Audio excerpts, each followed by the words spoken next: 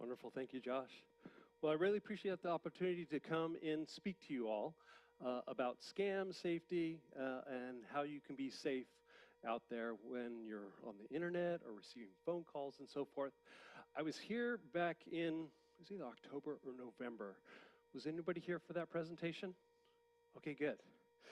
I'll be going over a lot of the same stuff, which is great to reiterate. I know that time I went through quite a bit of information, so it was probably very overwhelming at the time. So this will give us the opportunity to kind of rehash a lot of that, as well as bring up a couple new topics.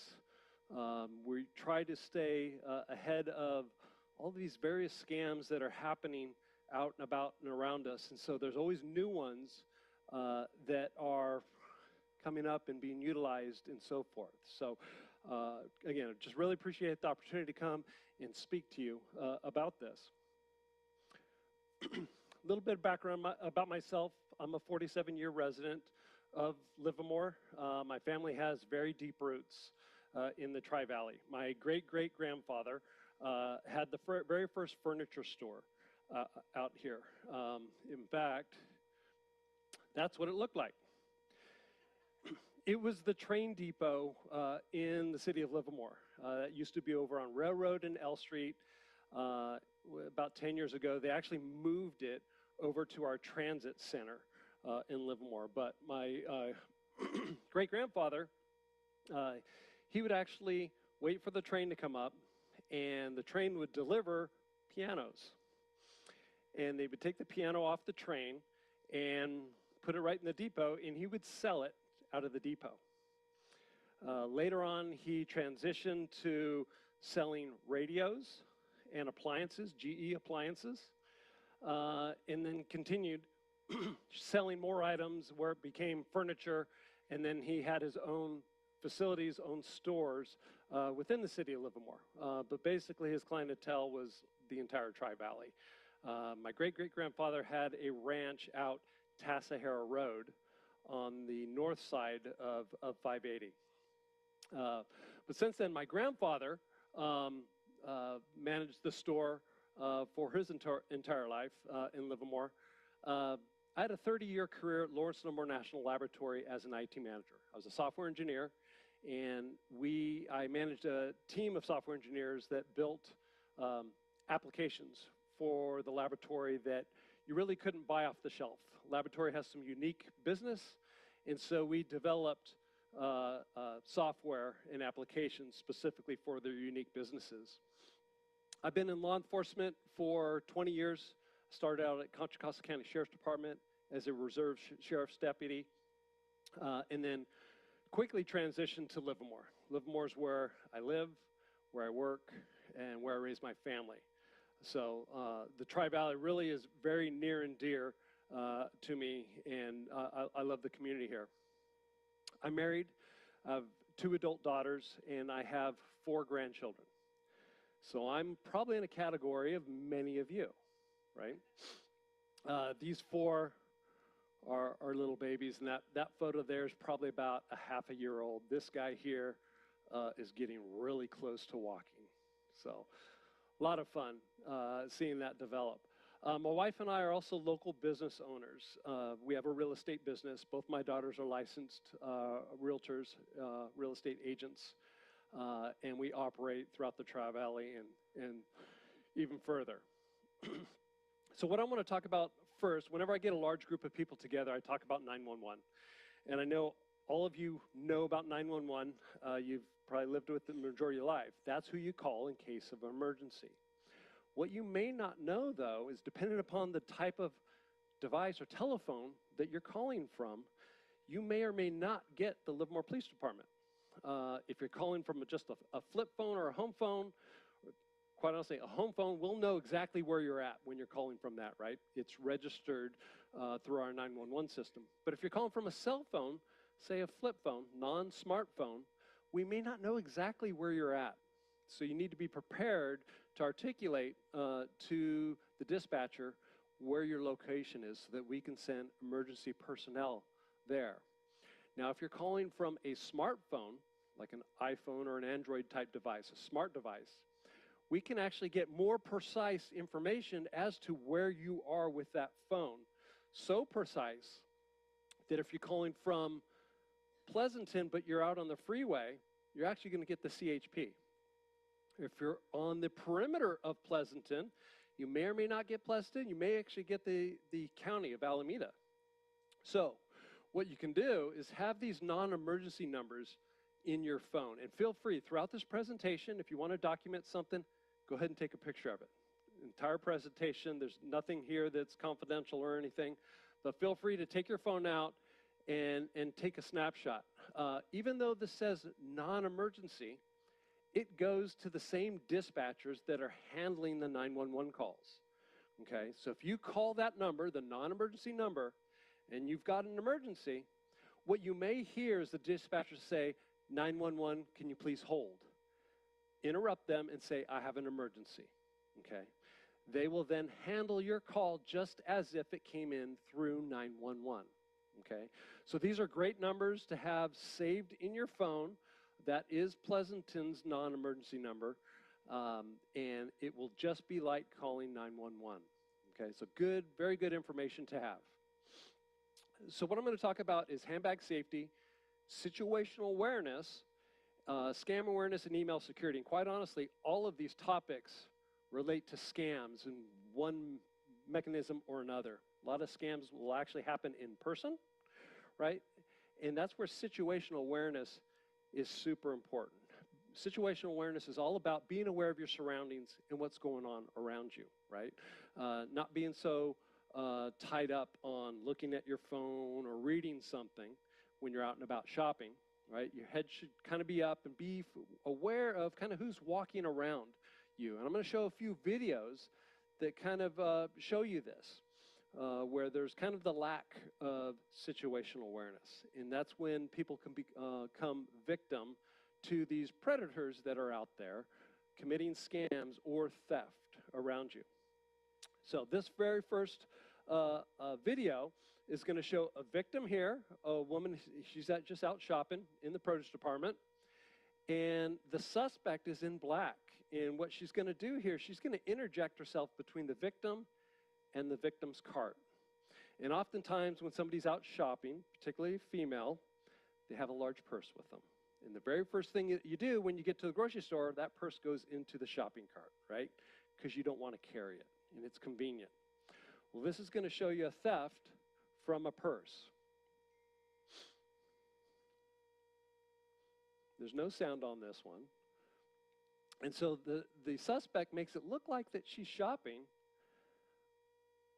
but in a moment, now she's actually rifling through the woman's purse. And the woman's situational awareness right now is pretty much at zero. She doesn't even realize that this woman standing next to her is going through her purse. And now she walks off with contents that were in that purse. And it could be a wallet, cash, cell phone, could even be car keys, right? If it's car keys, the very first thing she's going to do, she's going to walk out to the parking lot, hit the button on the fob to see where that car is located. Then she's going to take that car, okay? She may rifle through the glove box for the registration to see where this car belongs. Where's the home for this car? And she may actually drive that car to the home because she now knows that the owner of that car is not home. They're shopping, right? So she may burglarize the home. In fact, she may pull up right in front of the home, hit the garage door opener, pull the car right into the garage, close the garage behind her, right? And the neighbors won't even notice anything odd, right? They normally see cars pull into the garage, and now she's in that home and can burglarize that home.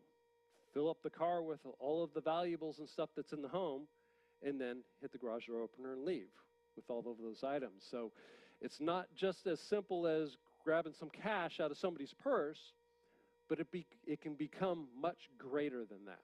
So we need to be aware of our surroundings in these circumstances. Here's another one where one suspect is in black, and this is going to be a team of individuals. that are committing this crime. And there's going to be two others that come in, and these are our victims, a mother and her son. The woman here is going to distract the son, tap him on the shoulder, likely ask him to go grab something off a top shelf or on another shelf. So she's going to remove him out of the picture. And then the other two are going to come in, cause a distraction, and a woman in white is going to walk behind her and pickpocket her from her purse that is on her person.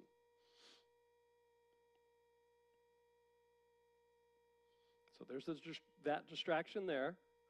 And then this woman's going to cause another distraction. And then the pickpocket's going to come right behind her. And even though that purse is literally hanging off her shoulder, she's so focused on this woman causing the distraction in front of her that she doesn't realize that somebody just took something from within her purse. And it doesn't matter if the purse is zipped up or not. These pickpocketers are literally that good. They'll unzip it, reach in, and grab an item. And so this is where it's really, really important for your situational awareness to realize that, hey, there's a distraction going on. Somebody may be trying to take something from me, okay? Flash. Watch closely. As this New Jersey shopper examines a package of chicken, a female thief swoops in and snatches her purse. The shopper turned her back for just a second, but that's all it takes. Now look as this woman in another supermarket goes up the aisle, then turns and boldly makes her move, swiping a purse right out of the cart as the shopper's back is turned. It is so quick, people don't know what's happening. They're like down another aisle before they even know what's missing. How vulnerable are you when you go shopping? Security consultant Bill Stanton showed us what to look out for to make sure you don't become a victim. Watch as Bill zeroes in on this unsuspecting shopper and does his best to distract her. Do you know what the best green tea is to get? Now watch as Inside Edition producer Katie Taylor swoops in. Of course, we didn't want to commit a theft. Instead, Katie placed an Inside Edition sticker on the purse to demonstrate just how easy she could have stolen it. We were actually stealing from you and you didn't know it. Stealing what? Well, if you notice, there's a Inside Edition sticker. Oh my God. While you're shopping for your items, as a possible bad guy team, we're shopping for our items. And that's just what these guys did. While the man in red rolls up and distracts this elderly woman in the produce section, his accomplice slides in from behind and steals her wallet. It's a textbook case of shopping distraction thievery. This shopper wearing headphones was also an easy target. I'm sorry, I was going to ask you a question real quick. Bill once again distracts her. That's all it takes. Just seconds for our producer to make her move.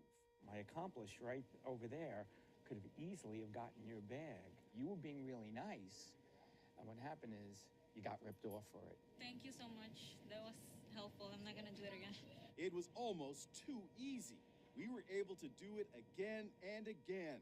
So, what can you do to stay safe from shopping cart thieves? What you should do is, here's your bag, right? There's a handle on this. Have it right there, right with you at all times. Bill says if you don't carry a clutch, it's important to wear your purse. Never leave it unattended. Once it goes in that cart, it puts the bad guy that much closer to getting your stuff, your property. These type of crimes are happening in our grocery stores, our shopping malls, all over. So this is where it's really important to have that situational awareness around you. It could even happen at a gas station.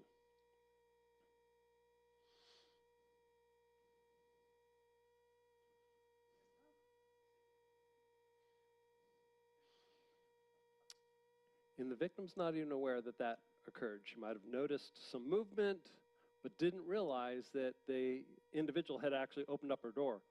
And it doesn't even matter if that door was locked. These criminals will actually break the window, grab the bag, and go. And you'll notice in that the suspect didn't even look in the car, didn't look through the window or anything.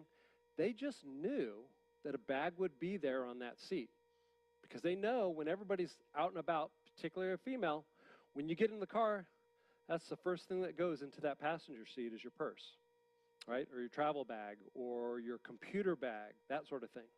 So the odds are in the favor of these criminals knowing that there's going to be a bag there for them to take. They'll even do it while cars are moving out and about, maybe stuck in traffic, right? Stopped at a stoplight or stop and go traffic. In this case, these individuals probably followed them from work or shopping mall or the airport, and the victims had placed something in the back of the car. Okay? And so all they did was break the window, grab that bag, and they're off and running, right? And before the victims can even get out and make sense of what's going on, right, their item's already gone. This is going to show you, illustrate to you, how quick that they can get in and out of a vehicle. That's how fast that they can break a window, okay?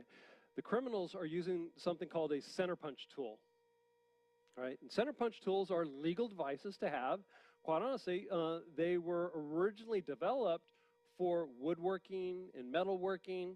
It's a device that is spring-loaded and has a sharp tip at the front. And essentially, it generates a lot of energy into one spot in order to make a divot. But in this case, on a glass window, what it does is it breaks it. Automotive glass is designed to shatter, just in this fashion, okay? And that's so that if you're in a car accident, you don't have large shards of glass coming down and cutting you, right? So this is designed to literally break into small little bits, right, so that you don't get hurt.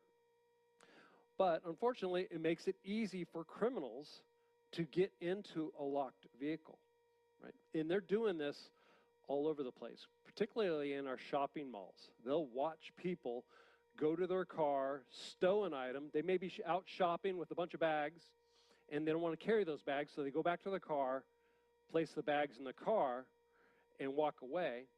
And these suspects are literally on the perimeter of our parking lots, watching people, seeing if they're going to stow something of value in their car. They wait for the person to walk off, they break the window, and they grab the bags. This is going to show you downtown San Francisco. These criminal gangs, they will literally steal a vehicle and drive around broad daylight looking for items that they can take. So this is literally in the middle of the day. They don't care if people see them doing this, because they know that they will be in and out of there within seconds. And there's not much that we can do. Even if a law enforcement officer pulls up behind this vehicle to try to pull them over, the vehicle will likely just take off. It's stolen. They don't care about the vehicle. They don't care if it gets damaged or anything. And this is a property crime. It's not a violent crime against people. So as a law enforcement officer, if I pull up behind this car and try to pull it over and it takes off, we may initiate a small pursuit, but then we have to weigh the danger against the public compared to the crime that was committed.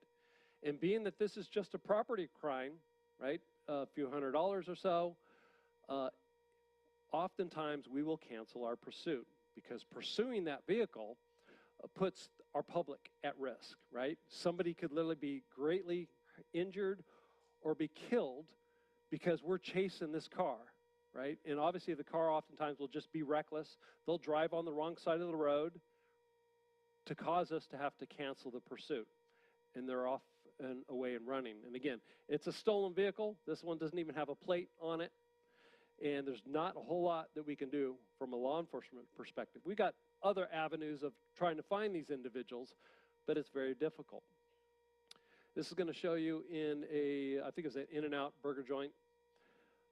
That's the suspect, and they likely watched somebody leave this car. They actually stowed their luggage in the trunk, thinking that it was going to be secure, and then they walked inside. These guys saw that. That's a female.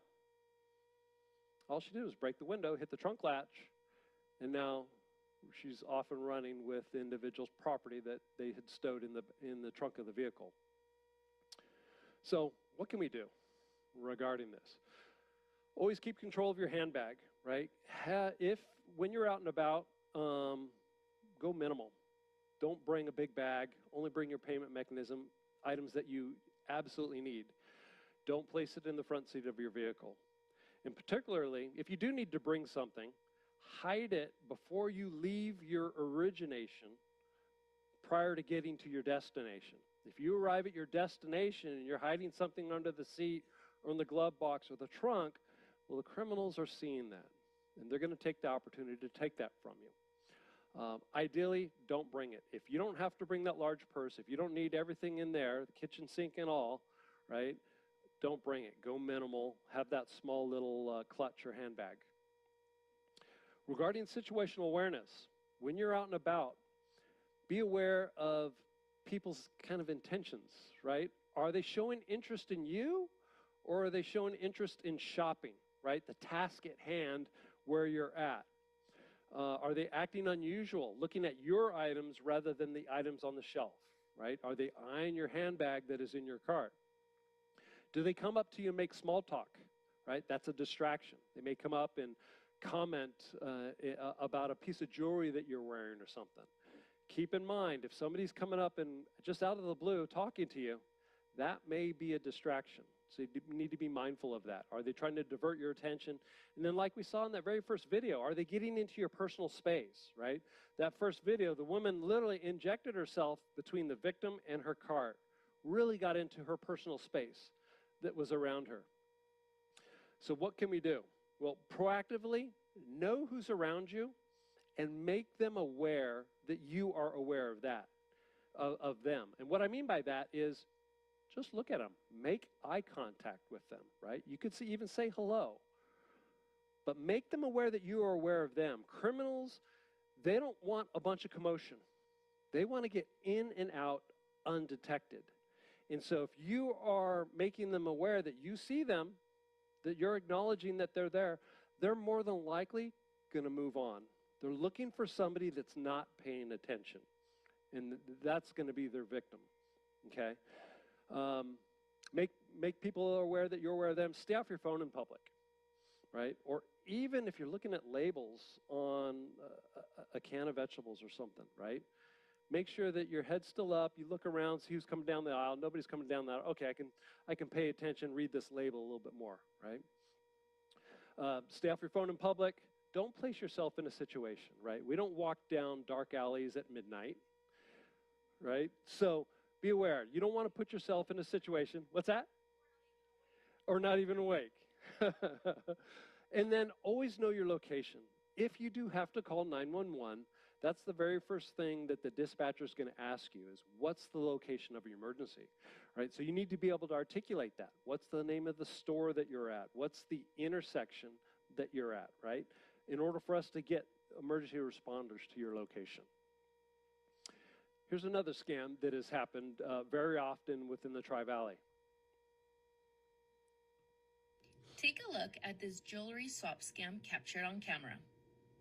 This scam usually starts by a person approaching a victim and engaging in a conversation by asking for help or for directions.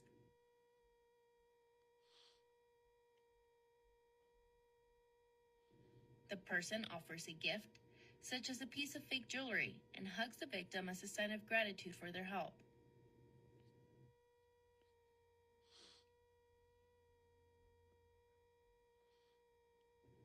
But take a look at how quickly this thief steals the victim's real jewelry. It's important to remember that criminals do not always present themselves as you might expect. Here are some important tips to protect yourself. Be cautious of unfamiliar individuals. Do not accept gifts from strangers. Do not allow a stranger to get too close. It's a great video that the Milpitas Police Department put on. This happens all over the place. We've had it happen in Livermore multiple times. In fact, about 8-9 weeks ago, we had this happen right in front of Costco. Broad daylight. Everybody's probably familiar with Costco. There's a lot of activity, people going in and out. Well, a car drove up right in front of the store and waved somebody over and said, hey, can you give me directions to somewhere? And the victim thought, okay, yeah, I'm going to help them out. What's wrong with that? I know the area, and provided them directions. Then the next thing that happened was the suspect said, I really appreciate you helping me out. It's customary in my culture to give you something for helping me out. And so what they did is they had a necklace, and they stayed in their vehicle, and they reached out, and they said, I want to put this necklace and give this to you. And the victim just leaned forward thinking that they were receiving this necklace. But what happened at the same time is the suspect grabbed the jewelry that she was wearing and just pulled that off of her, broke the chain, and then just drove off, right? So she made herself susceptible to that. And this is happening quite often. You could be out on a walk in your neighborhood, and the car, just like we saw here, will drive up next to you and do a similar thing, right? Ask for instructions or something, and then they try to present a gift.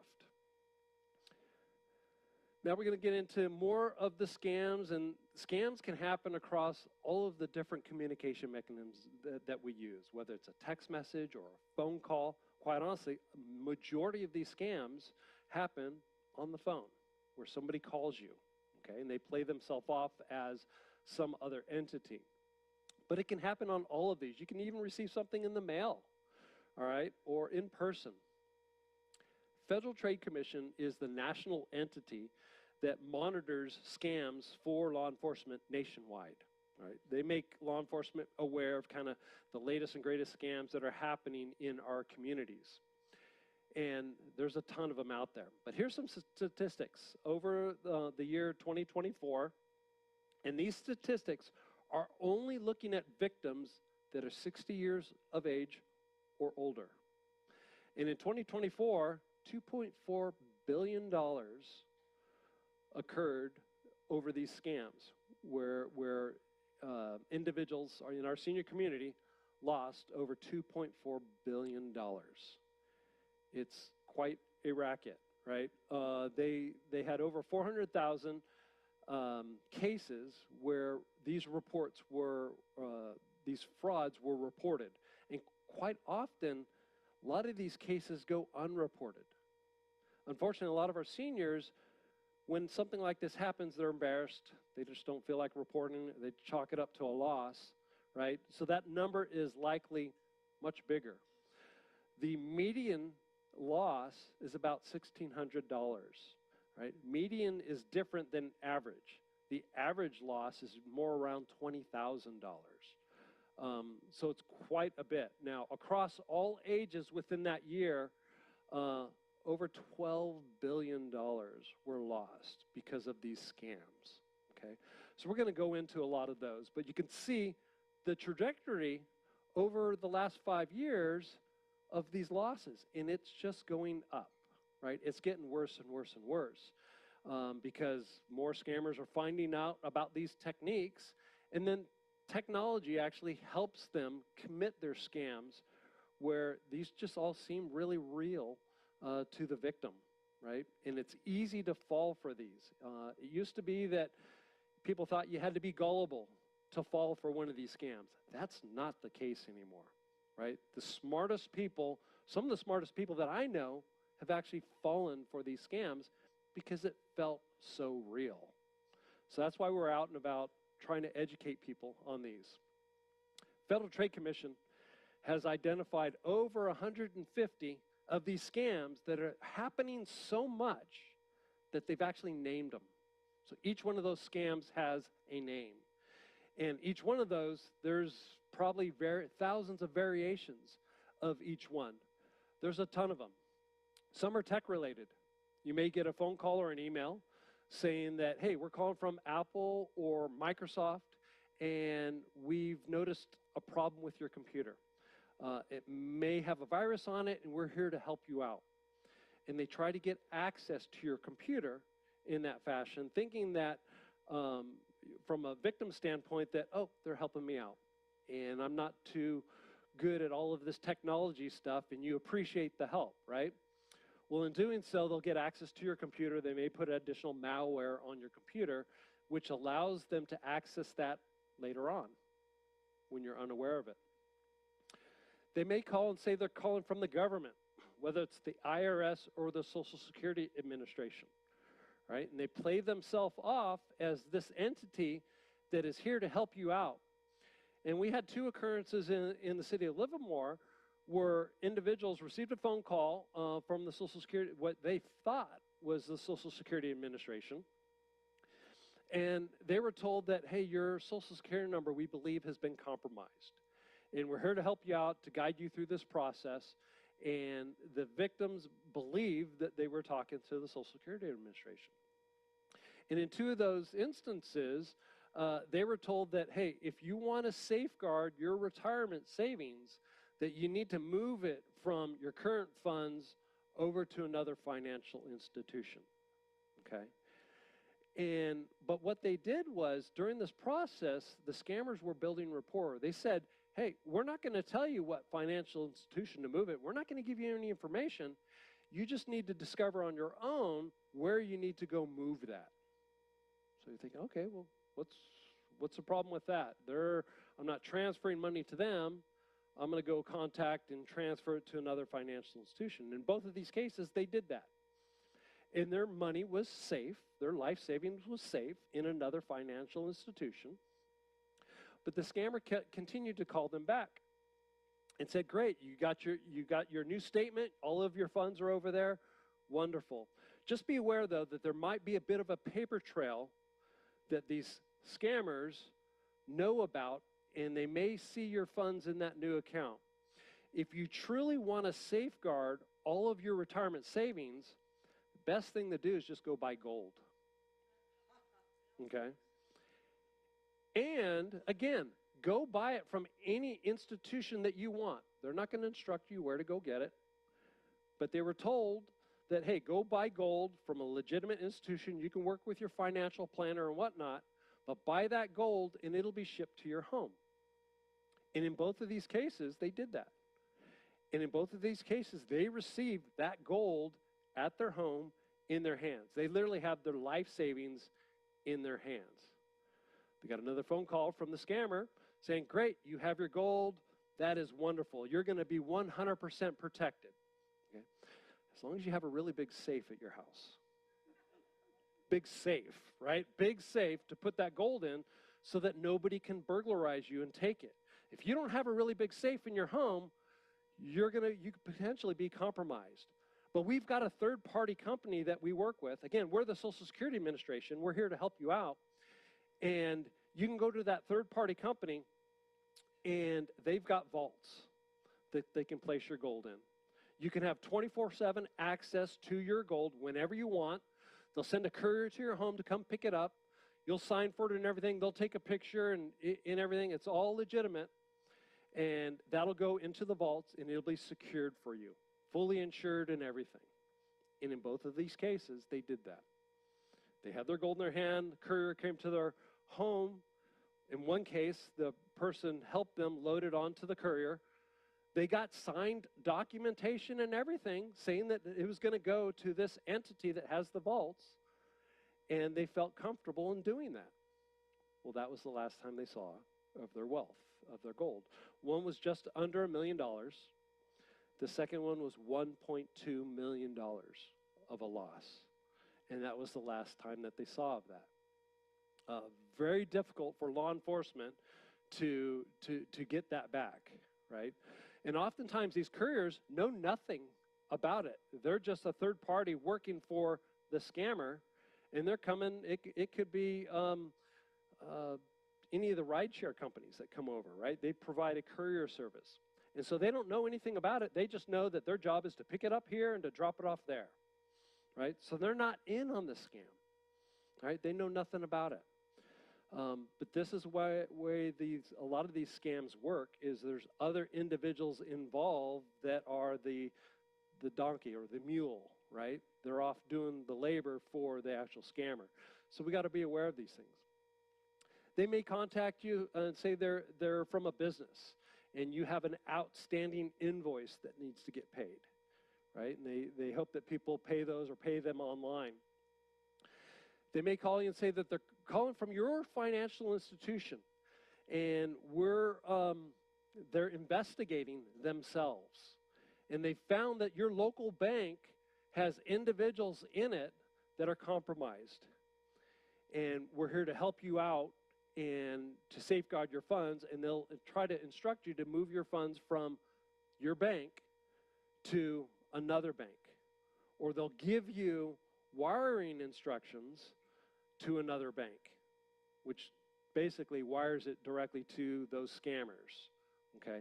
But they do it in such a way that they say that they're helping you out, and they're still a part of your bank, and they know quite a bit about your bank, right? And they may even say, yep, some of the tellers, they may say some of the tellers' names or the manager at your bank, right? So it seems like they know everything about them, so they must be part of that organization, right? So that's how they kind of social engineer you to make you think that they're helping you out and they're a part of this. There's some direct targeting one. One is the grandparent scam. And again, this is near and dear to me because I'm a grandparent.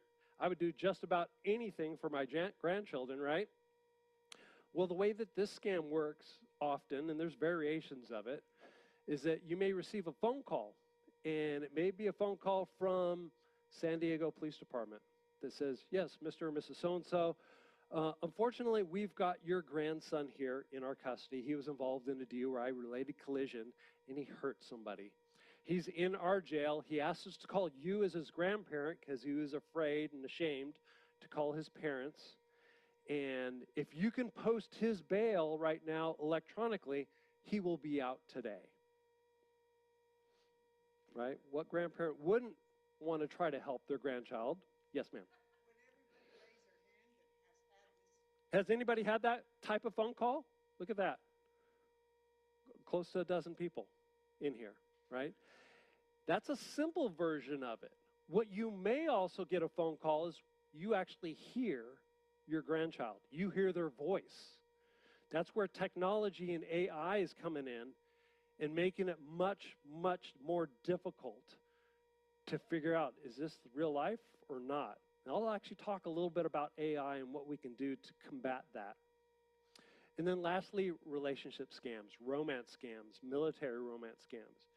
These romance scams can happen over, and they often do, happen over a long period of time, where you believe that you actually have a relationship with an individual over the phone or over the internet and whatnot, okay?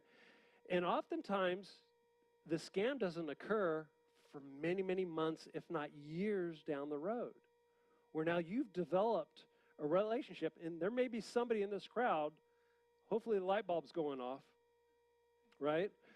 That you may have developed a relationship or a distant, remote relationship with somebody, but you've never seen them in person, right? You may have received photographs, potentially even some video of an individual, right? But you've never seen them in person. And so they develop this relationship and they develop trust with you over a period of time, where at some point in the future where they feel that they have enough trust, they ask you for something. They ask you for a little bit of money. It may even be just like $20. Hey, I didn't get my Social Security check in yet. I'm down on some funds. Can you loan me $20? I'll pay you back when my check comes in. And oftentimes that happens. It's $20. You think, okay, I can lose $20, no big deal. And what happens often is you loan them that, and after a week or so, they pay you back. Okay, what's harm in that, right? Well, what these scammers do is they build rapport. They build that trust. And they may ask a few other times for that money, and you give it to them, and then they pay you back. You think, wow. It really feels like you have a relationship with this person. You've got trust. They've paid you back multiple times. Well, then in the future, they're going to have a larger ask. It's going to be something for Aunt May.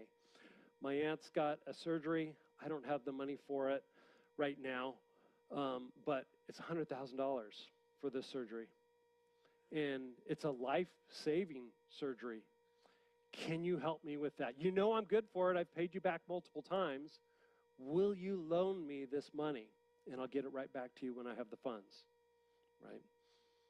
And it all feels very real. And you think that you can trust the individual. Well, that's when the larger scams happen. And when they get that big payout, that's when you don't hear from them again, okay? Or they may feel that they can still milk you and get more money from you. Oh, yeah, the surgery didn't go good. There's another $50,000 to get her repaired, and can you loan that to me again? And it goes on and on and on. So be aware of these. So things to look out for. We've identified 8 red flags that consistently happen when these scams happen. And I put these in the back.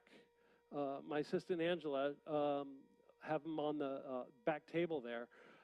Feel free to grab one of these if you haven't from the previous presentation. But this is something that you can keep on your refrigerator or in your apartment or your unit or your home. And it's these red flags. So if somebody's contacting you about a problem or a prize, you need to be worried about that. You just won the Publishers Clearinghouse. Okay? And I mentioned that one because a family friend of mine fell for that. And you think, how could you fall for something like that? Who does that? And this individual, I've known her for 20 years. I literally worked at her son's place of business for about 7 years, and I know her very personally. She's a smart individual, okay? Very articulate, very smart, recently widowed of about 5 years. She's living on her own in a single-family residence, and in fact, a gated community. And when she received this phone call, she thought, nobody wins that. I couldn't have won it. I don't believe it. And the scammer told her, I understand your trepidation. I would be worried about it too. Don't worry. We're going to send you all sorts of information and proof that you are our winner. You're going to get all sorts of information, letters in the mail, official documentation that you need to sign and get back to us. You also get a letter from the IRS. It's going to be on their letterhead and everything, and it's going to tell you that you've won this. Okay? Maybe even the Department of Treasury. But they're also going to tell you that you have to pay the taxes on it first before you can get your winnings. And she was still worried, didn't realize, didn't truly believe it. She said, well, the proof's in the pudding. When I receive that stuff and I can see that this is all legitimate, then maybe I'll believe it. She hung up with the individual, and about a week later, she received information at her home from the IRS, what she thought was the IRS, from the Department of Treasury, and it was documentation stating exactly what the scammer said would happen on official letterhead and everything. She thought, well, maybe I did win it. I mean, people do win it. We've heard of people winning these type of prizes. So she thought, okay, well, I'll sign some of this stuff. I'll send it back in. So they were asking for money, right? She was going to pay those taxes. They tell you to lie or not tell anybody. They actually had her sign an NDA stating that if you told anybody that you won the Publishers Clearinghouse, you're not going to get your winnings, right? And this is something common that happens, right? That they have you sign an NDA. In fact, the documentation that they sent to her, they told her, now, you need to get this notarized before you send it back to us. They actually sent her money and a letter pack so that she could easily send it back to her. They sent her about $40 to handle all of the shipping and everything, so they gave her money, right?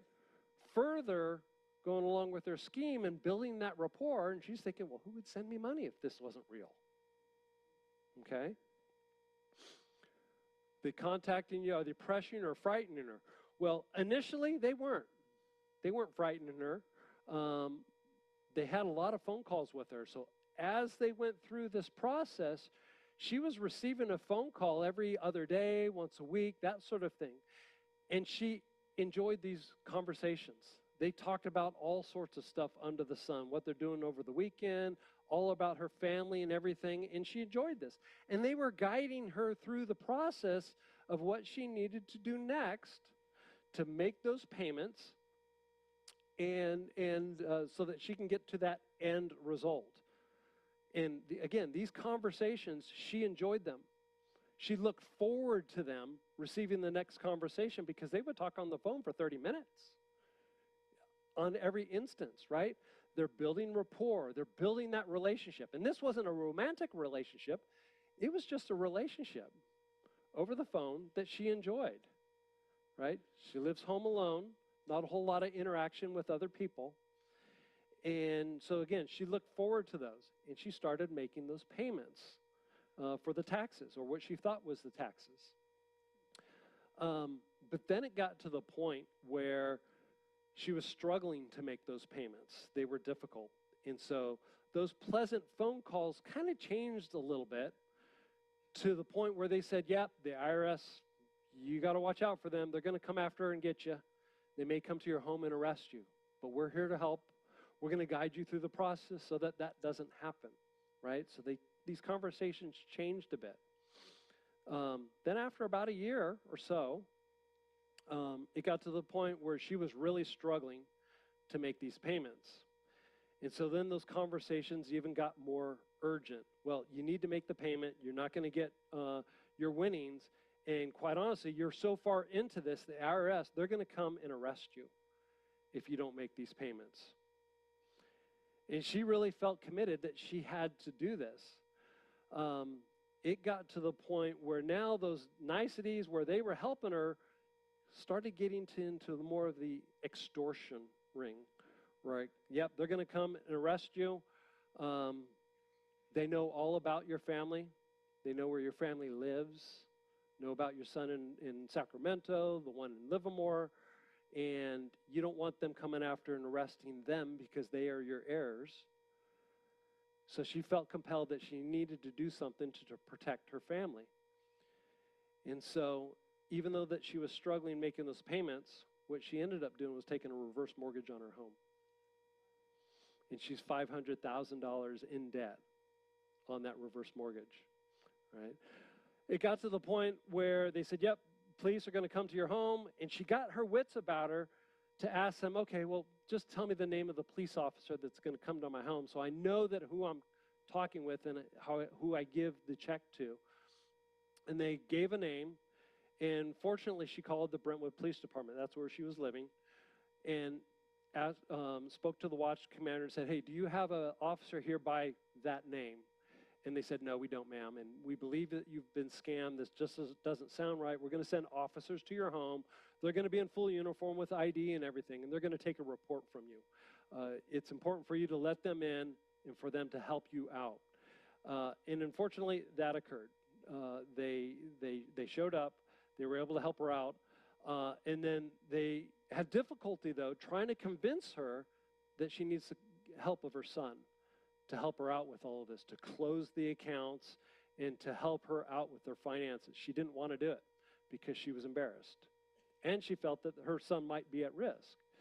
Fortunately, they convinced her to do so. That same day, her son gave me a call, and I helped him out through that process. And at that time, we thought it was over, right? We changed her phone number so that the scammer couldn't call her again, and thought that it was all over. Well, the scammers knew just about everything about her, knew where she lived and everything, even in that gated community. So a gated community just like this. But what the scammer did was the scammer contacted some contractors and played themselves off as her son and stated, yep, my mom, she's got a problem with her plumbing, and that can you send a plumber over to her home to fix something? And so the scammers contacted that plumber. The plumber thought it was not unusual, right? They get work orders to help out family members and so forth. So they went to her home. They had a valid work order in hand, and security let them through the gate because they had that valid work order to work at her home. And the contractor would go up to the home, knock on the door, ma'am, I'm here to fix your plumbing. And she said, well, I don't have a plumbing issue. What's going on? Well, your son said if there was a problem, I'm supposed to call this number, and he would talk to you. So he would dial the number, hand her the phone, and it was the scammer. And so that's how the scammer was able to continue to put pressure on her and make contact with her. And that happened several more times to the point where we literally had to move her somewhere else. So the scammer did not know where she lived. Okay, that seemed to work pretty good. She had no contact with that scammer for over a year. Unfortunately, the scammer found her new phone number somehow. We believe that her son's place of business was compromised, and they were able to hack into the cell phone provider's account. She was able to see the phone number on that account, and that's how they were able to contact her again. So we've since resolved, but that last contact was about 6-7 weeks ago. This initially started in 2022. So over many, many years, this scammer was still trying to get money from her somehow because they knew they were successful, $500,000 into it, right, that they really had her on the hook. Something too good to be true is another red flag. If they're asking you to provide personal or private information, part of that NDA and that documentation that she had to sign, she had to put her social security number and all of that information, right? Thinking that it was going to go to the IRS. You know, when we do all of our taxes, we put our social security number on there, right? So they had all of this information from her, and she provided that unknowingly. And then if they ask you to provide payment in non-traditional ways, our traditional ways are cash, credit card, and check. Those three ways. And oftentimes when somebody pays in one of those, from a law enforcement perspective, we can get that back. Even cash. Oftentimes cash is sent via a courier, FedEx or UPS. And if we learn early enough, we can intercept that before it arrives at its destination. But if you transact via a wire transfer, crypto or internet currency, or gift cards, as soon as that's transacted, that money's gone. It is extremely difficult for us to try to get that back. In fact, quite honestly, when this happens, that money is transacting from one place to another, and it's a whole money laundering thing that occurs where it's very, very difficult to traverse that paper trail. So keep in mind of those. Be aware, somebody was playing themselves off a couple years ago as the Livermore Police Department, calling people and stating that we had a warrant out for your arrest because you failed to go to jury duty or some other court-appointed appearance, right? And they were convincing people that you need to pay a fine. In fact, when they received that phone call, the caller ID said Livermore Police Department. It had the Livermore Police Department's phone number on it, right? Further convincing them that this was legitimate, okay? And they were instructing individuals, hey, you can come down to the police department and pay in person, but you may have to wait for an officer to come in off the beat. It may take a couple hours. It's a hassle. But we've got a really easy, convenient way for you to pay online or provide a credit card over the phone to pay that fee, right? So they're trying to get people to pay that way. You may have received something like this. Hello, this is Comcast Xfinity. We are informing you that your 50% discount on monthly bill is being removed today due to no response. This change will be permanent. Please call back on the number showing on your caller ID immediately to retain this discount. Thank you. Anybody get a call like that? Or from your utility, right? PG&E, your water service and stuff, and they say that your water service, it's going to get turned off unless you make a payment, right? They try to convince you that you're negligent on your payments, and they're trying to convince you to make a payment. But like in this case, all they were saying was that your 50% discount was going to go away. Well, to a senior that's on a fixed income, 50% discount's a big deal, right? And if you're going to lose that, they're trying to get you on the phone and call them. And if you call them, they're going to greet you very nice. Yep, hello, Mr. or Mrs. So-and-so. Yeah, you've got this discount. You definitely don't want to lose it, so we're going to get you set up. But we can give you a 75% discount if you're interested. Okay, all you have to do is pay 1 year in advance. So pay 12 months in advance each year, and you will have a 75% discount. Who wouldn't go for that, right? You're going to get more of a discount. You're going to save money, right? And then they just instruct you, yep, you just have to pay that up front. You can go out to our website or provide your credit card information over the phone, and you will have a 75% discount. Right? But as soon as you provide that credit card information over the phone, They're often making purchases on your credit card. In fact, they may even have a shopping cart set up on the internet on Amazon and Home Depot and so forth, and they're just dropping your credit card information into that and making those purchases. Okay? So what can we do about these phone calls? One is don't feel obligated to answer your phone. I don't answer my phone at all now, anytime, anywhere, particularly my home phone. In fact, my home phone, I've got the ringer turned off, right, so that I only use that phone in case of emergency to call out. Right? I get so many solicitation calls and scam calls and so forth on that. I don't even answer it. But even on my cell phone, if I don't recognize the number, you're not my contacts, I'm not going to answer it. Okay? So don't feel obligated to answer the phone. If somebody's trying to get a hold of you, they'll leave a voicemail message, right? Or you can call them back on a number that you verified for that individual. If your family member is trying to call you, right? You don't have to answer that, but call them back on a number that you have for them and just say, hey, you were just trying to call me? And if they say, no, I didn't call you, well, that prior call was a scam call, right? Where they may have spoofed the number to look like your family member's phone. So don't trust caller ID. Caller ID can be what's called spoofed or changed, right? On my laptop, I can literally set up PacBell on my laptop as a full phone institution, and I can make as many calls as I want. New technology, voice over IP, internet protocol, is now available where you can make calls from a computer. And on that computer, I can make that caller ID information look like anybody I want to make it look like. I can type in a name of an entity and literally put their phone number, and it's going to call out and make a call to somebody appearing that it's coming from that number. It's actually not coming from that number. It's coming from a different number. But it will appear, that call appearance or that caller ID is going to show whatever they want it to show. So you cannot trust caller ID anymore.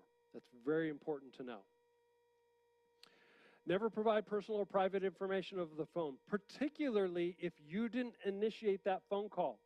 If somebody's calling you and they say they're calling from your bank and they want to make sure that they're speaking to you and you are asking you to provide your social security number over the phone so that they can verify you, that's likely a scam. Our banks should not be doing that, okay? So, one thing to combat AI is in a lot of other scams is make sure that you have a passphrase or a passcode that you have created within your family. So that if you're ever uncertain as to who you're talking to, ask them for that. And if they're able to provide the right passcode or passphrase or something only you and them would know. Where did we go to lunch last week? Where did we spend your birthday last year? Where did we go on travel? As long as that information is not on the internet somewhere, right, then you're going to be able to validate who you're talking to on the phone. And then if you're ever unsure as to who you're talking to, something just doesn't feel right as you're talking, just hang up. You don't even have to say anything to them. You don't have to say, well, I don't believe this, or no, just hang up. Don't worry about being impolite. You can't worry about that these days. Back in the day, I know when I was growing up, it was super important and polite to always answer the phone. So my parents taught me, when you answer the phone, you say Swanson residence, right? And you take that phone call. Now, with so many scams and being targeted and so forth, these scammers are using this mechanism to commit these scams. Don't worry about hanging up on somebody. Don't worry about being polite or whatnot. Just hang up. Call back on a number that you have verified for that individual. And then here's a quick little pro tip. If you do answer your phone and say hello, and you hear a little pause, hang up. What that pause is, it's a call center calling you. And these scammers will use call centers to make calls. And what's happening is they're calling 3, 4, 5 people at a time. And the first person that picks up, that's the connection that's going to go through to them, but it causes a bit of a pause before they're able to answer on their end. So if you hear that pause, just hang up.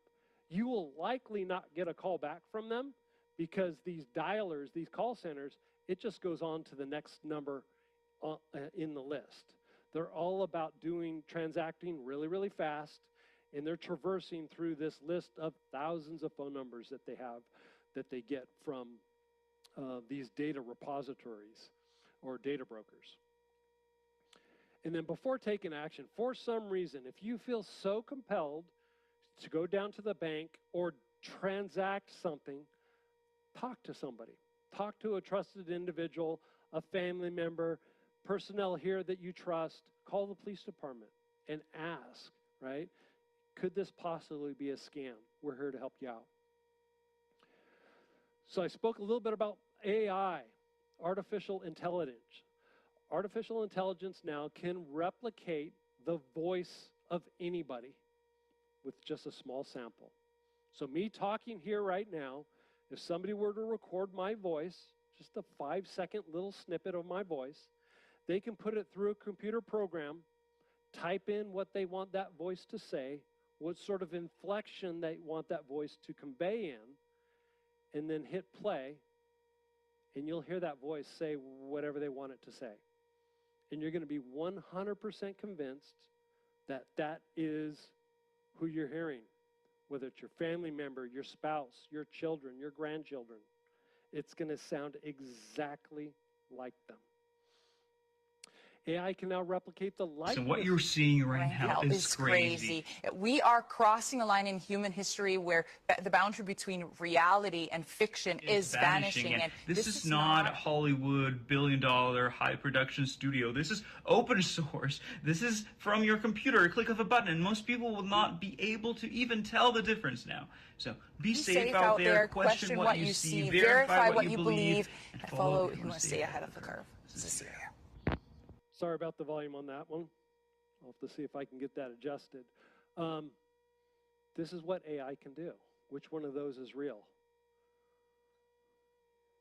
Kind of hard to tell. We can make an educated guess is that, what's her name? Taylor Swift. She's probably one that is the fake, and that's correct, it is. But when you look at this and you see that video and you hear that voice, it seems real. It seems very real. AI is also being used to social engineer you, meaning it's finding out all sorts of information about you. If there's something on the internet about you, it can find it. So, what they're also looking for is, well, any information about you, but also about your family members, where you live, where they live, right? So now when they make that phone call to you, they're going to say something like, yeah, we're supposed to come over and get something from you or have you make some payment, talk to your brother Bill or your sister Susan, and they okayed it, and they said you're going to go do something this weekend, and so they're conveying information about you and your family and everything that just sounds so real. How would they possibly know where I live, where they live, their names, if it wasn't real? And so that's what AI is doing to social engineer, so that when they make that phone call, it sounds legitimate. How would you know where I worked, or my granddaughter's name, or what their favorite color is, or whatnot, right? They're using information on the internet to social engineer us and use against us. These type of attacks are very targeted, often business owners, executives, their family members, public figures. Nancy back east a couple months ago, right? The kidnapping, they're using this technology to do these type of crimes. They target individuals that are 60 years or older, because those individuals are from a generation where they didn't have to worry about all of this technology, right? When you were growing up, you didn't have to worry about locking your door on your car or the front door of your home, right? But now we've got all of this technology out there where it's imperative that we do so. And then ultimately, they're using emotional manipulation to cause you to interact with them, right?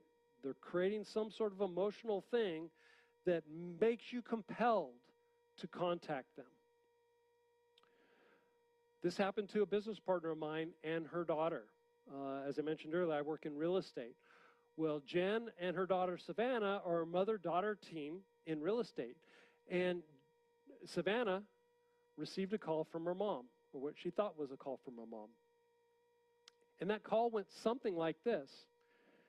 Hey, Savannah, this is your mom. I need you to listen to me very clearly and do not interrupt me. I only have a few moments to talk to you. I currently have a man sitting next to me right now. He abducted me, and he's holding a gun to my head. He says he's going to kill me if you don't do exactly what he tells you to do. And what Savannah was hearing was her mom's voice. She was 100% certain this was mom talking to her. That voice continued and said, I'm going to turn the phone over to him, and he's going to give you instructions on what you do. Please, please follow his instructions. And so then she heard the scammer on the phone. Yep, I've got your mom next to me. She's wearing this and that, and I'm going to harm her if you don't follow my instructions. And what she could actually hear in the background was her mom crying and whimpering while she was talking to this individual, right? It created that emotional response in her that she thought, I got to do whatever it takes to help my mom, right? So she was listening to his instructions to do a money transfer. And fortunately, in this circumstance, at the time, Savannah didn't think this was too fortunate. The call hung up. They had a bad connection. The call dropped. She was panicking, absolute panic, calling people, did not know what to do. But she knew that she would do anything to help her mom. And again, she was 100% certain her mom was on the other end of that phone call. So she's crying, trying to figure out what to do.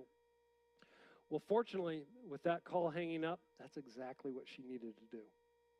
But who could hang up that call when they're talking to their loved one in that manner? Literally hang up on that. Very difficult thing to do, but that's what she needed to do. She further was starting to make phone calls to families and friends, people at her work trying to get a hold of her, was having difficulty getting a hold of her. She also called the Pleasanton Police Department at the same time and told them what had happened. They said, okay, we're going to send officers to your mom's place of business to see if she's there. She was still frantic, calling all over the place. She finally got a hold of the receptionist at her mom's place of business and said, I'm looking for my mom. Is she there? I believe she's been kidnapped, and can you help me? And they said, well, yeah, mom's here. I can see her. She's over in the conference room. I can see right through the glass. She's here. What's going on? And just at that time, Pleasanton Police Department came into there and were also able to verify that, mom was there, mom was safe. But for Savannah's perspective, this was all very, very real. What the scammer did was they spoofed her mom's phone number, right? So that when she received that phone call, her phone thought that it was a call from mom. So what do our smartphones do? They just dip into our contacts and display the picture that you may have associated to them. We all do that, nothing wrong with that. What the next item was that was an AI-generated recording. And that's why in part of that recording, it conveyed that, hey, don't interrupt me, because it was just a recording, right? But she was talking fast, and Savannah felt that she didn't have the opportunity even to interject anything. But the scammer was a very real person, and he was trying to get her to transact that. And Savannah was so close to doing that. And she would have done that for her mom. So when it comes to AI, what can we do? Okay, as I mentioned earlier, hang up, call back on a number that you have verified for that person. In this case, if Savannah would have called back her mom's number directly, she just could have hit redial on it. It would have called the actual number that her phone thought was calling her, and that would have gotten to her mom's number. She was actually afraid, literally, to call from her contacts because she felt that her phone had been compromised. They had hacked her phone or whatnot because mom's photo showed up. But that wasn't the case. It's okay to call from your contacts. Try to interrupt that caller. If it's a recording, you'll be able to sense that because you're not able to interrupt. Okay? So try to interrupt that call. Ask them for that passcode or only something that they would know that we mentioned earlier. okay? Another thing that would have helped her out greatly was to share her location with family and friends. I do that with my family and friends and coworkers for that matter. On the iPhone, you got the Find My, all those little dots on there. My family, friends, my children, my dad, and coworkers for that matter. If they would have had that between Savannah and her mom, Savannah would have been able to pull that up and see, oh yeah, mom's just at work. I know she's there. At least that's where her phone's at. Okay. So there's a lot of apps that will do that. On Apple, Life 360 is an app that is cross-platform compatible. It works on both an iPhone and an Android device. Very, very good app. And there's many others that are out there. If you do this, make sure you're utilizing the passcode on your phone, right? Because if your phone gets lost or stolen, if it's unlocked, the scam could really happen from your actual phone. Okay, so it's super important. Get in the habit of when you, and I do this all the time, when I put my phone in my pocket, I hit that side button to lock it before I put it in my pocket, okay? Because now, if somebody tries to get into my phone, they have to have my passcode or my thumb ID or my face ID, right, facial recognition, for that phone to open up. So make sure you're locking your phone, utilizing a passcode on there. Talk a little bit about other scams that are happening. Gift cards. As I mentioned earlier, gift cards can be used as a payment mechanism to send money to somebody, right? All they need is the security code and the account number on the back of the card, and you can transact over the phone. A lot of the scammers do this, where they tell you to run down to Target or somewhere, buy a bunch of these, get back on the phone with them or text them these codes. So be aware of that. These gift cards are only meant to use in person, to go to the store that it's associated with and check out and use them that way. And it's a great way to give a gift to somebody. Super convenient, right? You want to give somebody a gift, but you want to allow them to pick out what they want, right? Very convenient and very useful. But scammers know this. They'll literally go into the grocery stores, find those gift cards on the shelf, they'll pick them up, they'll scratch off that security code, and then they take a picture of that, and then they put it back on the shelf, waiting for the unsuspecting individual to go and purchase one of those.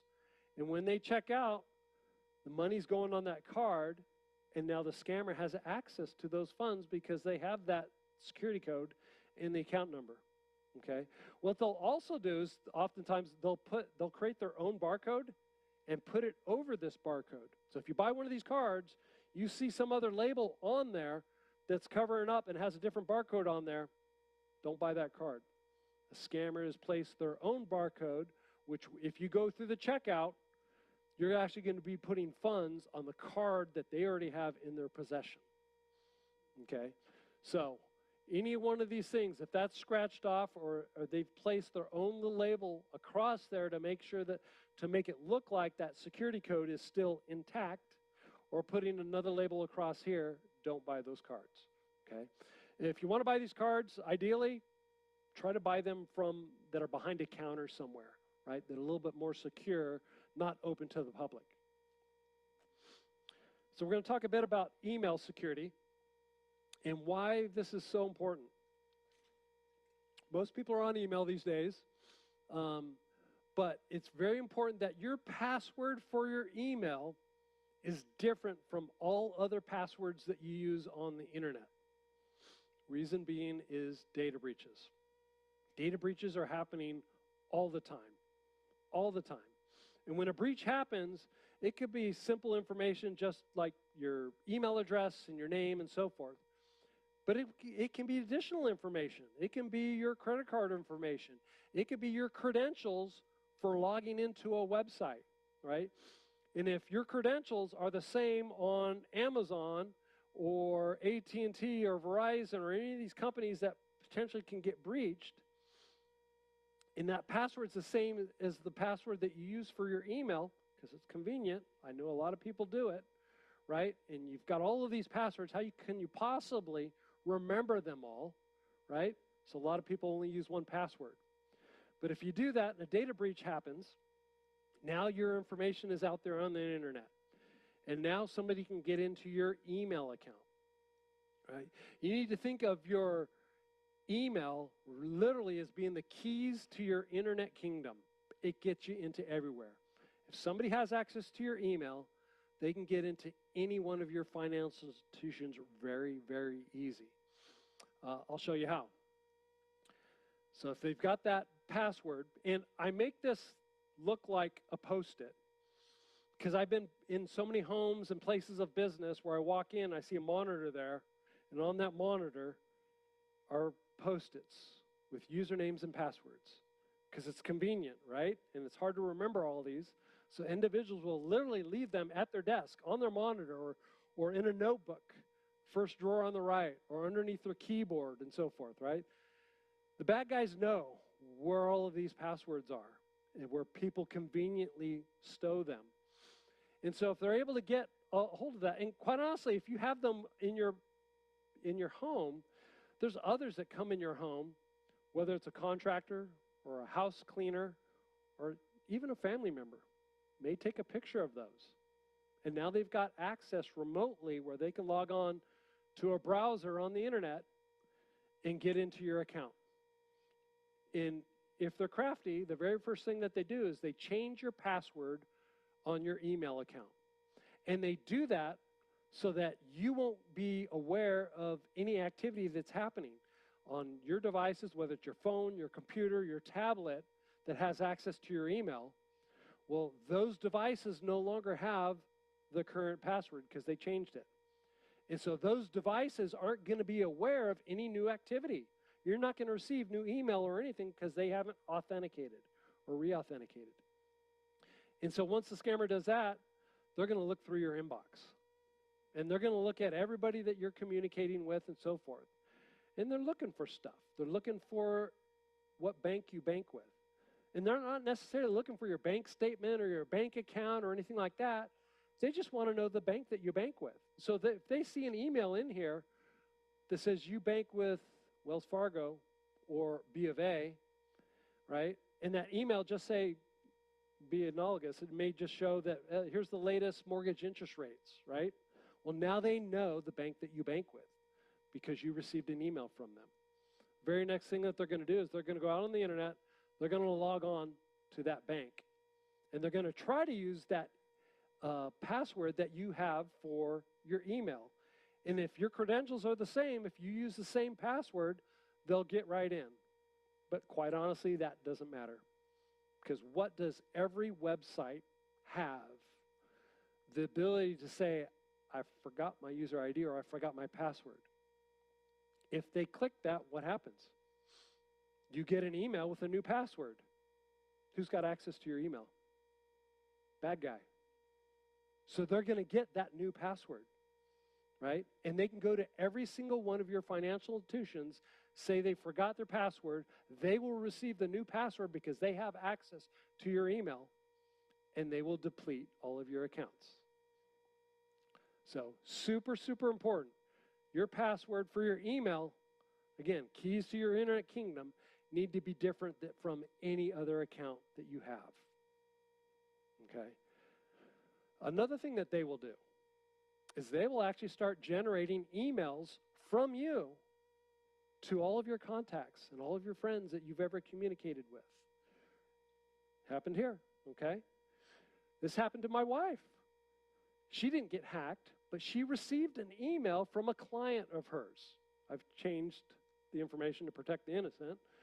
But a simple email like this: did you by chance receive my email? When my wife got that, there's nothing about that that looks like a scam. Nothing. So she replied back. Hi, Mark. I don't have your previous email. Can you send it to me again? Nothing wrong with that, right? Here's the next email that she got from the person that had control. Thanks, I need a quick favor. Notice the spelling of favor, English version, right? Would you be able to help? It's my friend's daughter's birthday today, and she's currently battling cancer. There's the emotional little tug, right? I promised her an Amazon gift card, but I'm facing issues purchasing myself. Can you help me out? Get one from Amazon. I'll pay you back. As soon as my wife saw that, she knew. She's been through a lot of my talks and is aware of this. She contacted Mark and told him, hey, I believe your account has been compromised. You should change your password. He said, yeah, I'm getting contacts from all my friends and family. I don't know where this is coming from, but everybody's emailing me and saying that they're willing to help out, right? Because it looks like it's coming from Mark. They have no idea, and they want to help him out.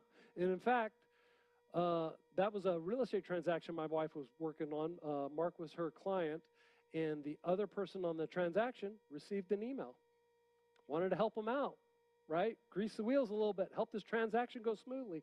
She sent him she sent the scammer a $500 gift card, right? So what can we do? Well, in addition to your password that should be different than any other account, set up two-factor authentication, or what's also called multi-factor authentication. That's something you know and something you have, right? Something you know is your password. Something you have is a verification code, okay? Pretty much all banks and financial institutions are mandating this. They're implementing this. You're probably already seeing this, right? Where if you log into your account, they text you a code, and you have to type that in. Great. That works really, really well, particularly on text messaging.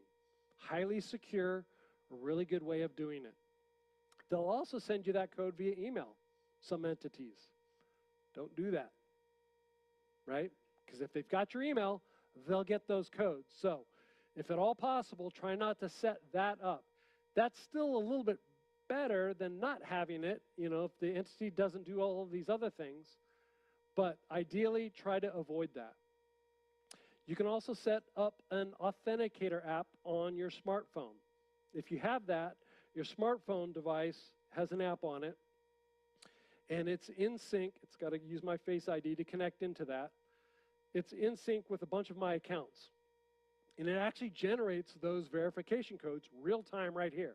And they only last for about 15 seconds, and then it renews and creates another code. So these verification codes are typically only valid from 10 to 15 minutes.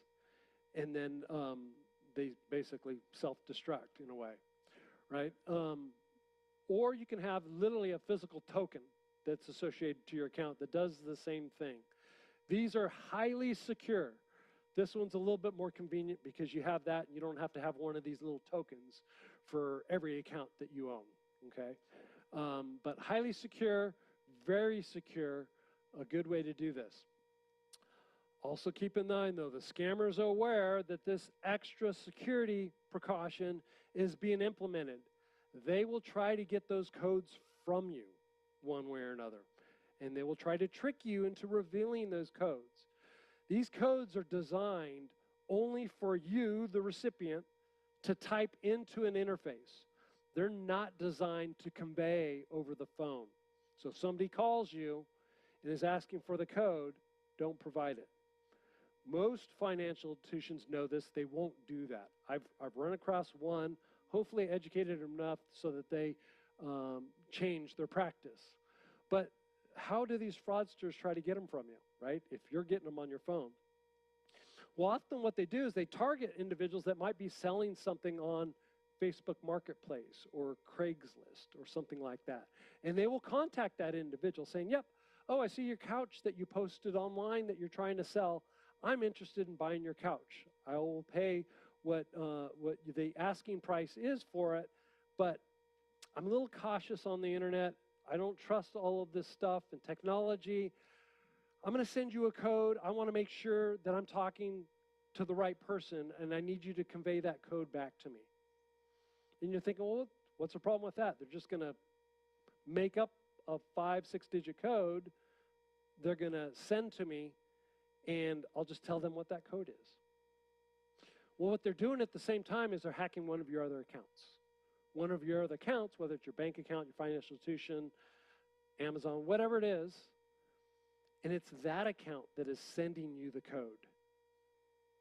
But coincidentally, it's happening at the same time. So if you're not paying attention and not seeing what entity that code is coming from, When you receive that code, if you convey that to them over their phone, now they're getting into that account because they have those two pieces of information. They've got your password and they've got that verification code. So make sure that you're not conveying these codes verbally to anybody, okay? They're only made for you to type into a system to verify yourself. So don't send verification codes to anybody. When it comes to spam or junk mail, be cautious of emails that you're not expecting, okay? Don't open attachments out of curiosity. Don't click on links, particularly when it's an unsolicited email. And then QR codes. QR codes are actually a very handy thing. QR codes need to be handled just like a link. You need to understand where that QR code or link is going to send you to, okay? And I'll tell you I'll show you how to decipher those. Don't reply to spam or junk mail, just delete them. Okay, if you reply to them saying this is a scam, now you've told somebody that that email that they sent to is valid and there's a live body behind that that's willing to communicate with me. Okay, so just delete them.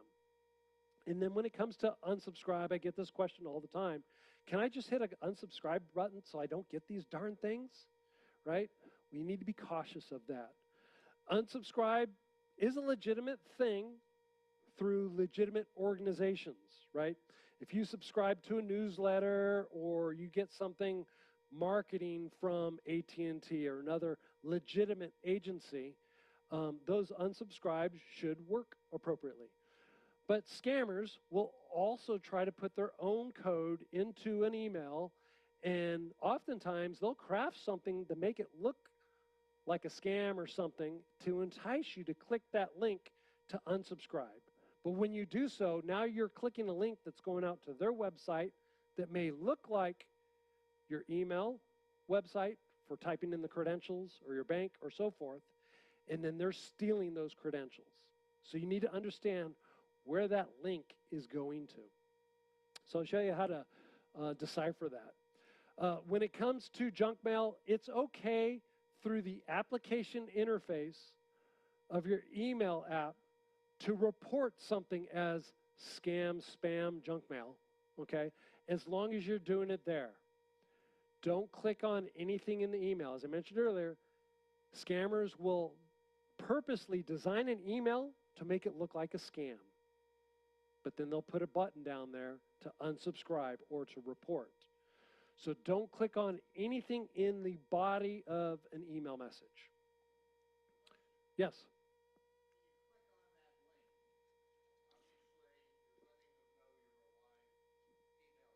Yes. There's many other things that can happen. That link can take you to a website, right, that looks like, as I mentioned earlier, your bank account. And you're thinking you're logging into your bank, right? It looks like your bank. But you're actually logging into a fictitious site that they've developed. And so when you're typing your credentials, they're stealing those credentials, okay? When you click a link, it may initiate a download, okay? Modern browsers kind of help us with this. You'll get a pop-up saying, are you sure you want to download from this site, that sort of thing. This is where it's very important to keep your systems up to date, fully patched on the latest and greatest software in the operating system and so forth. If you've got a computer from year 2000 or very old that can't get the latest security updates, highly advise you to upgrade, right? It's very, very important to be on the latest security patches for a platform because there's vulnerabilities out there all the time. They're discovering them monthly. That's why we receive these updates, right, to update your operating systems and your cell phones and stuff. Those are important because they're patching those vulnerabilities. So very, very, very important. So when it comes to email, one of the very first things that you should do when you receive an email is look who it's coming from.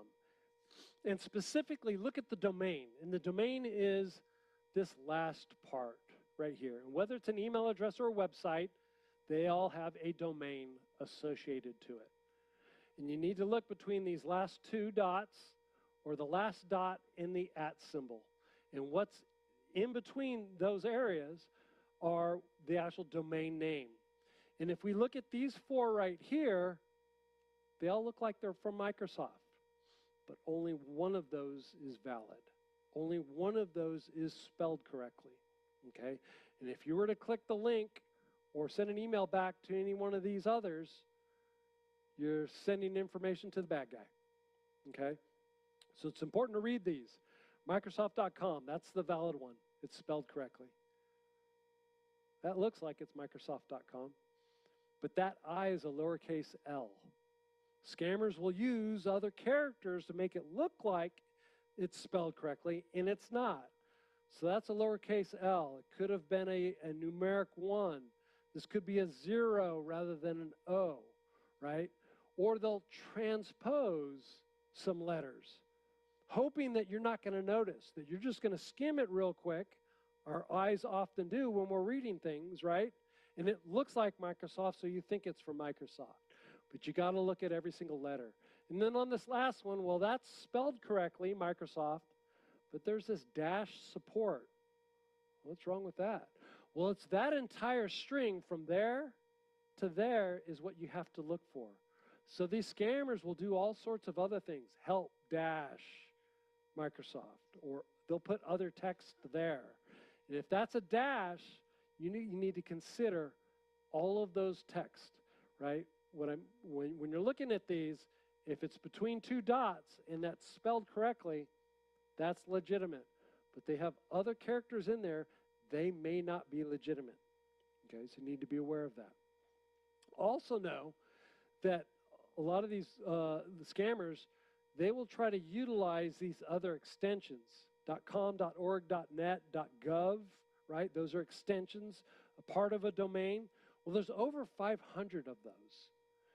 And so a scammer will buy a domain with a less known, less common extension trying to fool you.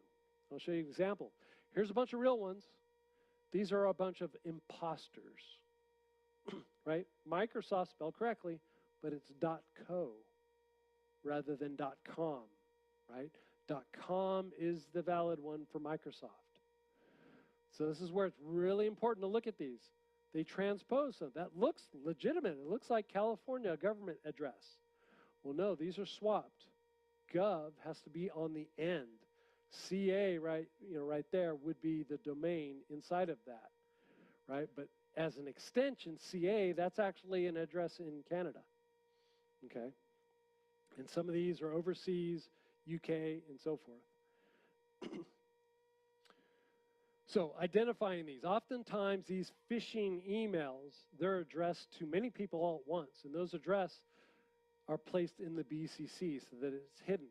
So if you receive an email and your name isn't in there as the recipient who it's being sent to, understand that this is likely being sent to a lot of other people, right? And is not directed at you. Hence, it's likely a scam or a phishing attempt.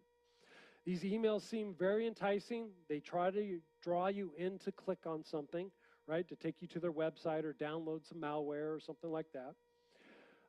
Oftentimes, the domain in the email address doesn't match the contents of the message or the context, right? You may get a message that looks like it's coming from your bank, but then you look at the from email, and it says bofA@gmail.com. They're trying to make their email address look like it's coming from B of A, but no, it's a Gmail address, right? Wrong domain, wrong context. Oftentimes they use poor grammar like we saw in that one, right? These attacks often are happening overseas. Individuals that speak another language, okay? And so their grammar isn't the best, or their spelling isn't the best. So if you see those grammatical errors or spelling errors, it's likely a scam, right? Oftentimes they establish some urgency, and then I talked about the domain, images, and then suspicious attachments. Oftentimes they have attachments along with the email. Here's an email. This is my daughter. She actually received this 2019. Email looks like it's coming from Apple. It's got all of this signature information, Apple support. Even that link makes it look like it's from Apple. That's .apple.com. Visually, it looks correct. But after further analysis looking at this, well, if we look at that from, that's not apple.com. Kind of looks roughly like it. It looks like Apple ID, Service ID, something like that. If we read it, your account has been temporarily disabled for security reason. No S, right? The grammar is not correct. Poor grammar throughout. And then if we look at that link, what you can do is you need to understand links are composed of two things: a human readable version, what we're seeing, and the destination in which it's going to send you to. It has those two components. So when you click on something, it actually goes to the destination that is in the code behind that. Okay? The way that you can see where that destination is take your mouse, hover over it. Don't click on it, okay? Just hover over it, and after about a second, all modern browsers and email programs should display the destination. If you can't see the destination from it for some reason, don't click on it. It's likely going to take you somewhere else, right?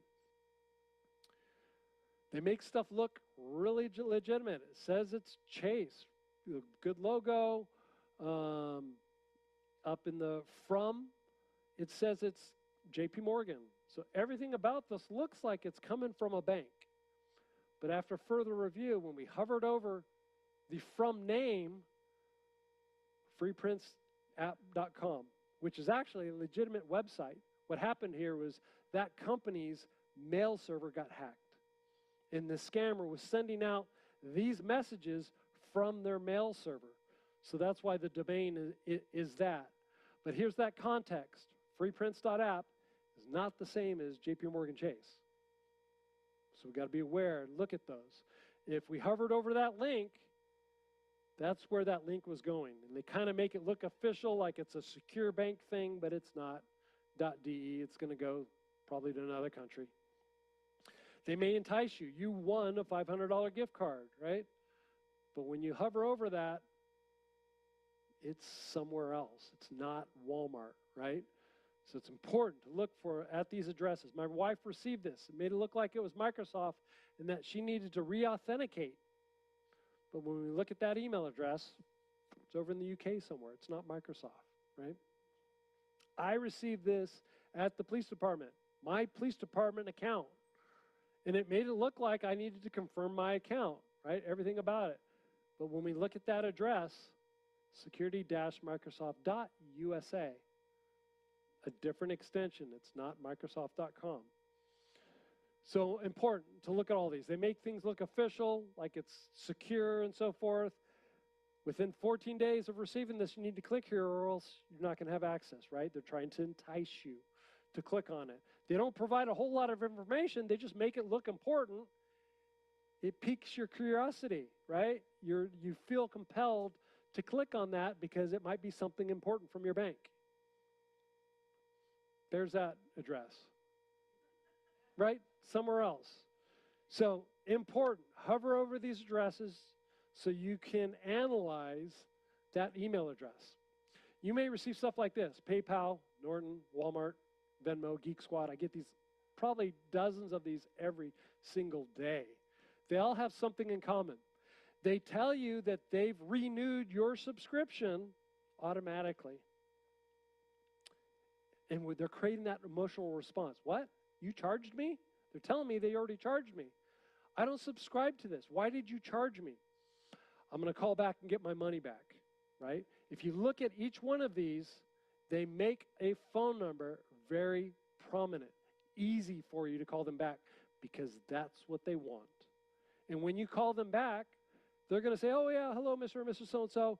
Yep, sorry for that charge. I can correct that here. Just provide your credit card information over the phone, and I'll get that credited to your account, right? Or they may say, yep, I'm going to take care of it behind the scenes here.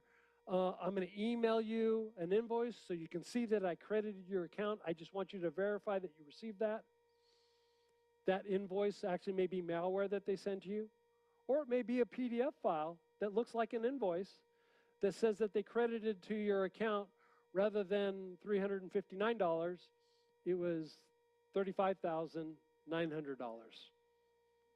And you can say, oh, no, I'm a nice person. I need to tell them about this. You sent me the wrong amount. And the person's going to say, oh, I'm going to get fired for that. My boss isn't going to like that.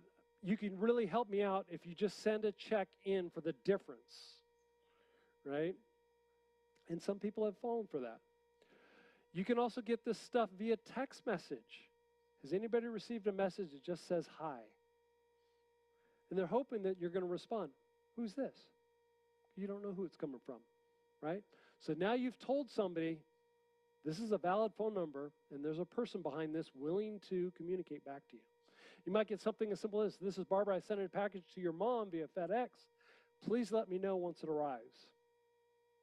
And they're hoping a nice person's going to go, oh, I'm sorry, my mom passed away a couple years ago. I don't know who you're trying to get this to, but I want to help you out. You've got the wrong person. But when you've done that, again, you've validated, there's a live body behind that number. There's a kind person that is willing to talk to me, right? And their scam will begin. May even get something like this. Mom, when you see this message, please save my new number. My phone is broken. I'm at the phone store now, and I'm using the guy's phone number to let you know of my new number, right? Be careful of that. You may get something from the DMV or some other organization, right? It says you owe a fee or a fine. You may get a text message, Fast Track. A lot of people were getting these, right? $3.95 violation, toll violation. And you may think, well, shoot, I might have been driving in the number one lane and gone through the toll, or the camera captured my vehicle. It's only $3.95. I'll just pay it. Looks like that's the valid website. Others were getting this one, $64. If we look at those links, those websites, which one's correct? Right? They both look like Bay Area Fast Track Toll Services.com, Bay Area Fast Track -toll.com. Which one? Neither. That's the legitimate Fast Track website, and it's actually a .org, right? But people are buying these, scammers are buying these domains, hoping that somebody will click on it and pay their toll, right? And when they do so, they're not only paying their toll, they're providing their credit card information to the scammer, and they're often purchasing stuff on your credit card. I received something like this on my PD number. Natalie is my wife. Good afternoon, this is Natalie Swanson. Are you free now? Well, my wife normally doesn't contact me that way, right? She doesn't have to announce herself. That's not my wife's phone number. But this message could have started out like, hey, Donnie, I'm at work. I left my phone at home. I'm using so-and-so's phone, right? And they do that. And then they try to convince you, hey, I'm really, really busy. I'm doing something. Can you go over to Target and buy a bunch of gift cards? I need to send out some client gifts, right? Individuals and businesses, business owners get impersonated, hoping that an employee wants to do something good by the boss and is going to run over to Target and buy these gift cards and provide those codes over text message, right? That's who they're targeting there. So we've talked about quite a bit of stuff. There's some good takeaways that I want you to be aware of. Slow down. Question all unsolicited communications that you get, okay? Look for those red flags that are outlined on that magnet that we have in the back of the room. Never pay anything with gift cards. Gift cards are only meant to walk through the checkout and to pay that entity at that store that you're at, okay? Never move money to protect it. Scammers will try to convince you to do so. Never move your money. Verify with others before acting, and then help out your family and friends stay safe. Hopefully you're a little bit more educated on this. Help out your friends that may not have been able to be at this presentation, right? Help educate them and help keep them safe. And then if you are a victim, please don't be embarrassed to report the crime. It's the only way that law enforcement can stay ahead of this. And on top of that, to be aware of the latest and greatest scams that are happening out there. A couple things that you could do. all of the credit bureaus. You can go out there proactively and freeze your credit. And if you're not transacting, buying homes and buying cars and using your credit, there's no reason that it shouldn't be frozen, okay? Freeze it. For some reason, if you do need to go out and buy something, you can go out to these credit bureaus, any one of them individually, unfreeze it for 24 hours, and then freeze it back. This will help prevent identity theft. It'll help prevent somebody taking out a loan in your name, okay? Here's also another new thing that just started at the beginning of this year. It's going to be fully implemented in August. This is a great service. There's a new law in the books that requires data brokers to remove your data if you register through this service. Data brokers are the ones, and data is a big multi-trillion-dollar business where they sell your data to individuals or entities so that they can market you. Well, they also sell that data to scammers. They're just all about getting a paycheck when they sell your data. So, but this will require those data brokers to remove your data from their systems. Therefore, you're not going to get the solicitation phone calls like you get, okay? And it'll minimize the amount of scam calls that you get because the scammers can no longer get a hold of that data. So, very good service. Another one is the do not call list. You can register your phones, your home phones, your cell phones to help minimize the amount of solicitation phone calls that you get. And then also know Livermore Police Department, as well as the Pleasanton Police Department, we have a community police academy, something that we hold twice a year, Wednesday nights from 6 p.m. to 9:30 p.m. There are no age requirements. It's from age, well, the only age requirement is you have to be at least 18 years of age or older, okay? We get, our last class had an individual, what was he, 93 in the class. He absolutely loved the class. You get to go out on, if you want, get to go on a ride along with a police officer, right? You get to go through our virtual simulation room where you're given a mock weapon, a gun, doesn't shoot real bullets, just shoots a laser. And you're put in a situation where you're going to shoot, don't shoot, right? But it's all virtual. It's a really cool way that we as law enforcement are able to train now over multiple scenarios. 14-week program, you get to learn all about your police department, what we do, why we do the things that we do. You kind of get the inside scoop on stuff. It's a really, really fun program. And that QR code will take you to the application process for it. Here's my unit's email address and our website. You can find out all sorts of other information about scams and information there. And then also subscribe to our social media. We're constantly putting stuff out on a daily basis, making our community aware of what's going on in our city, crime trends or any of that. And it's a great way to be aware of basically what's happening in your city. That's it for my presentation. I'm happy to address any questions you have. I'm happy to stay after and talk to you personally if you like. Any questions for everybody? Yes. I can absolutely do that. Passkey is actually a great new piece of technology, highly secure.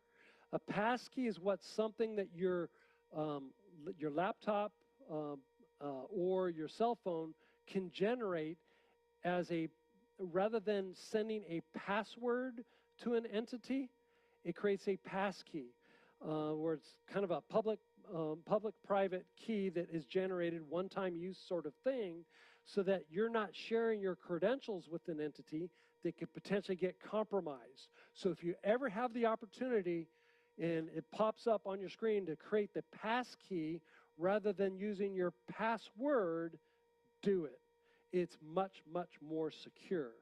Therefore, the entity that you are logging into, rather than you sharing your password with them, which they may save on their system and can potentially get compromised, now you're using this passkey that can't get compromised. So passkeys are a great piece of technology to utilize. Any other questions?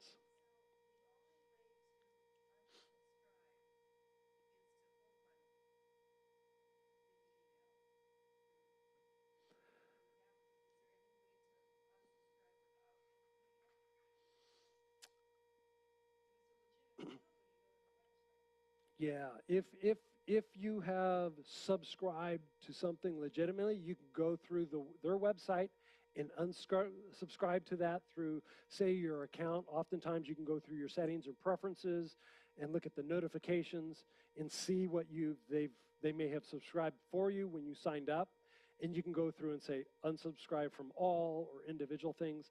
That is the most safe way to do that.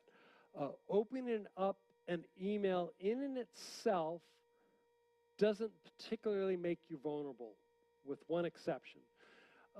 If you open up an email that has images in it, and actually a lot of our emails these days have that, right? Like we saw many up here. But when an image renders in your email, that actually takes a round trip from your email program back to the server and back. It actually sends you that image to be displayed. Well, that round trip there technically can be captured, that they opened up the email because it went to their server, picked up the image, and brought it back to render.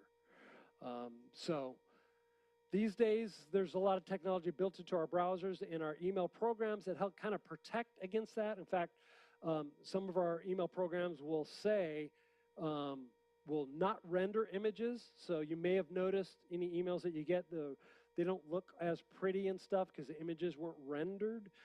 That's your email program trying to protect you.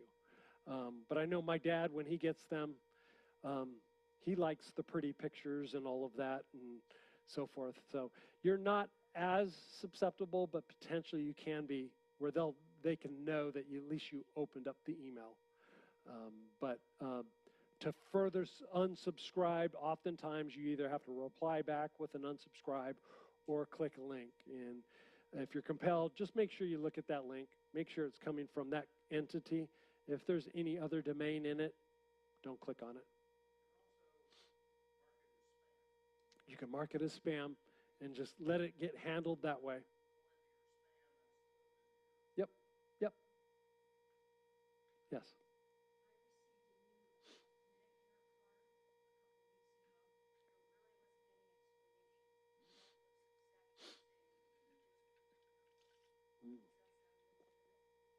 No, it doesn't. If it has a different number, it's like changing your account or something like that. I would contact Medicare and see if they sent that to you, or see if maybe they did. Maybe your other account got compromised and they're sending you a new card. Stuff like that does happen, but you reach out to them and find out if they generated that. And then if they come back and say, no, yep, don't utilize that card, trash it. Yeah. Alrighty. Well, I appreciate everybody being here. Appreciate the opportunity.